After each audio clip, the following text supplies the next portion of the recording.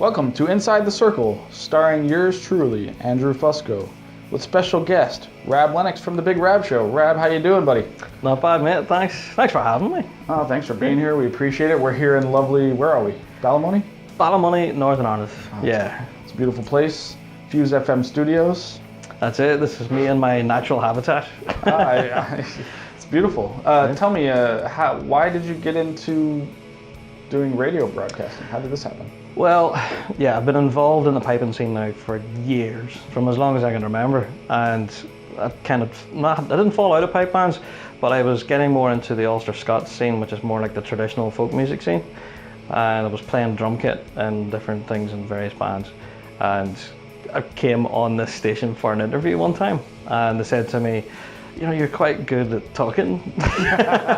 So do you fancy doing a show? And I said to them, well, the only thing I really know is piping and drumming. And to start with, they were thinking, no, don't fancy a 2-hour show about bagpipes. But they took the gamble with me, and hey, we have what we have now. Oh, that's brilliant. Yeah. What was was there a crossroads moment in your life? Like, let's go back when you started in pipe bands. Because you had that history, it obviously taught you a lot about what you can talk about pipe bands, right? So yeah. What was the crossroad moment for you? Where did you discover pipe bands and that you wanted to be part of that life? Well, when I discovered pipe bands, it's really been in my family for generations. Like, it's went back 5-6 generations almost, I think. So it was almost inevitable. I was either going to be a piper or a drummer, and that's it. There was no choice in the matter. It's kind of a family tradition. Whenever a child's born, you check the hands to see, oh, piping fingers, or that's a drummer. Mm-hmm. So my father very much wanted me to be a piper. Got a chanter bought to me one birthday, and I found that a chanter breaks in half, and that makes a pair of sticks. So yeah, I had one uncle who bought me a drum pad and sticks for my 3rd birthday and all of this. So it was always constant battle.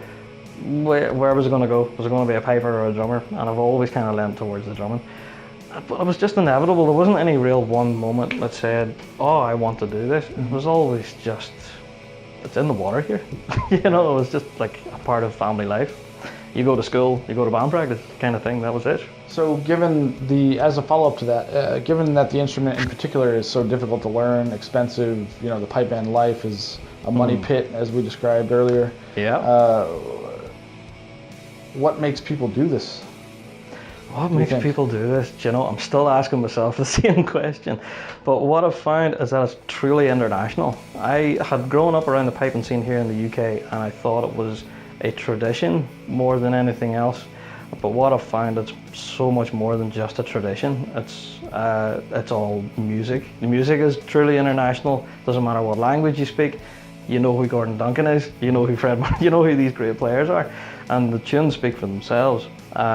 But it's just how international it is. Mm-hmm. Do you know what I mean? So, yeah, I think that's really the answer for the question. Okay. Yeah. You brought up a couple of pipers' names. Do you have a personal favorite piper right now?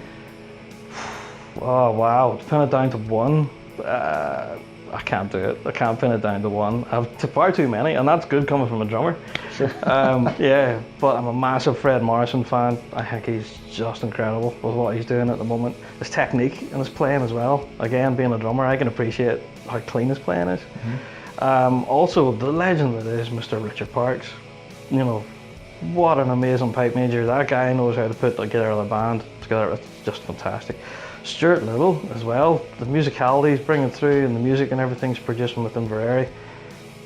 Wow, awesome. But there's so many good players out there now, especially in the folk music scene as well.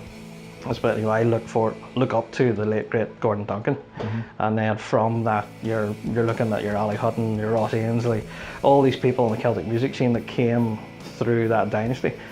It's just so many great musicians. I can't pin it down to one. Yeah. What about drumming? You come from a drumming background. Do you have a? I do. Yeah. Well, I was taught by my uncle. He was a drummer in McNeilstown pipe band at the time, and from there I went from him and learned to a certain level, and then went to learn with Winston Mateer Senior at the Quinn Memorial in grade 2, and I was about the mighty Quinn. The mighty Quinn. Yeah, I was there. I don't know, I was about 12 or 13 at the time, playing on my grade 2 days. So yeah, so many drummers though that I look up to. Winston Mateer Senior, obviously being my main influence on my playing. He kind of took me from the basics to advanced playing, so he was a big influence on my own playing. But from a drummer perspective, I look to the late great Bobby Ray. What a drummer, amazing, so musical in his playing. And of course I can't look past Gavin Bailey again. Wow, what a talent. I can't really say that he was a drummer as such as he was a musician. The way he handled his drum, it was like, you know, you could hear the medley line through his scores. You know, it was just awesome, the playing. So as I was competing in my grade 2 days, these guys were on the field playing. I was able to see them in person and talk to them, and yeah, so those would be the guys I kind of look up to. Of course, we have Jim Kilpatrick, who is just the drumming god, you know. You can't win that many world titles and not know what you're doing. Of course, a good friend of mine, Stephen Crichton, awesome. Drum chords that he's producing at the minute are just, as I would say, they melt your face. By listening to them, they're just amazing. Could listen to St. Lawrence all day. And then, of course, now in the solo scene, Stephen McWhirter. He's playing out of his skin. He's just, what a musician. So, yeah, I could sit here and just list off a name of drummers that I look up to, but those first few that I mentioned, Gavin Bailey, Winston Mateer Senior, and Bobby Ray would probably be the big three in my drumming career, yeah. All right, let's now, don't be afraid to answer this. I need you to, I'm not gonna let you get away with not answering this question. Okay. Who produces more musical drumming? The Irish or the Scottish? Oh no, such a difficult question because of what I do. I know your job is to be in the middle. To be impartial and give a balanced approach. Yeah. From the drumming, from your soul, your drumming soul. Being completely selfish, it has to be the Irish. Yeah, there's something about the rhythm here.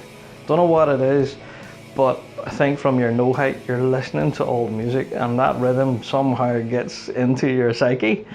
And as much as the Scottish chorus, the drum chorus, can't take it away from them. Come on, you know, Shots and Dykehead, you have your Bog Halls, these great drum chorus.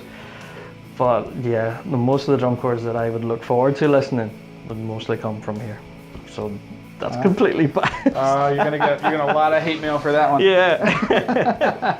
Which is good because haters mean people are watching. Right? There you go. So, all right, I'm gonna give you another difficult question. Oh, okay. And because you're not in the pipe band life, you can't get your band in trouble by answering this question honestly. Sure, yeah. What is your biggest pet peeve about the pipe band competitions, or how they're judged, or how the results come out, that sort of thing? Very good question. If anything, we've debated this on the show for months now, and it's a real bugbear of mine, and I can put myself out there and say it's the tradition of the backwards facing circle. It's where you walk into a line and you form a circle with your back to the crowd. To me, that doesn't engage the audience as it should. Essentially what we're supposed to be doing is promoting our music and showing people, hey, look at this cool thing that we do. But yet we walk in and we turn our backs on them, which never made any sense to me. Even from when I was small and I was doing this, and fair enough, you know how to march and that's fine. But why do I stand with my back to everyone who's, you know, there's my mom, there's my aunt, and they've come to see me and I'm standing to see the back of my head.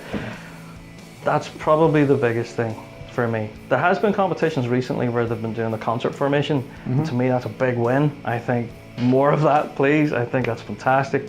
But a lot of people aren't sold on it, and yeah, there are pros and cons. Yeah. So, but for me, it's the circle. Yeah, the Chicago, was it the Chicago Games did that? Where they judged the medley concert formation, but then the star and circle or something like that? That's right, yeah, they broke it up like that, had the variation. And recently here too in the UK, they had a championship in Edinburgh, where Bog Hall was playing, again, concert formation. And it was just completely different. The sound of the band even sounded completely different, because you weren't getting like a muffled sound from the snares, because the snares were facing you. The music was pushed forward. Rather than, I think the best place, if you were going to judge a pipe band, is to stand where the bass drummer is. Stand in the middle. Like, I've always been really envious of Chris Pollock. He stands in the middle of that machine that is the field marshal. Like, that's bound to be the best place in the world, just to hear that tone. So yeah, I've always thought, you know, turn around, face your audience, throw your music forward rather than being insular, throwing it towards yourselves. Have you heard of anybody I heard of this within the last 2 years where a contest had audience voting as part of the results as well, like sort of a British Idol, American Idol style, or whatever they call it. Yeah. Where they had them like text on their phone or however they did it. I don't remember exactly the details. What do you think of that I think it's brilliant. Yeah. I really love it. We have an event here in Northern Ireland, the Piper of the Year, and it's all voted for by the audience. It's the best night ever because the Pipers then are playing for entertainment value as well as they're trying to get their technique right and please, the real aficionados in the crowd. They're also trying to put on a show.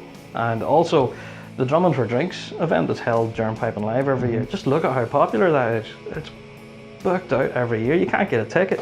The place is bung to the straps. Right. And it, again, is all about sheer entertainment. You get people dressed up like bananas and, you've got cheerleaders and all sorts of crazy stuff. But it's the best crack, and that breathes new life into what we're essentially doing as a real traditional thing. Right. I think that's the future. Make it more of an entertaining medium. Okay. What is your most, this could apply to the radio or drumming, whichever comes to your mind first, but what is your most embarrassing moment in what you do, drumming or radio? My most embarrassing moment was one time that really stands out. I was a lead tip of the Quinn, and we were on the line playing. I think it was in Londonderry somewhere. Can't even remember the name of the competition we were playing. But I don't like wasps. Wasps don't like me. But as I was standing playing, I had got through the march. It was an MSR competition. Broke into the Strathspey, and I thought we're almost home. Get through this. We had a good performance so far. The march went really well, and then I seen a wasp, and all I could think about was wasp. wasp, and of course he landed on my face. Oh no. And as I'm like trying to blow this wasp off, and I got to the last part of the Strathspey and I thought, I've got there, I haven't made any mistakes, I've remembered all my parts, and just as the break for the reel came, he stung me right there on the bottom of my lip, and I was like that, and I missed the break. The guys next to me were laughing. The pipe major looked at me as if, I'm going to kill you kind of thing. Yeah. But I came back in, we played the reel, it was fine. I came off, turned out my lip had swollen way up, and went to St. John's Ambulance, got it all sorted.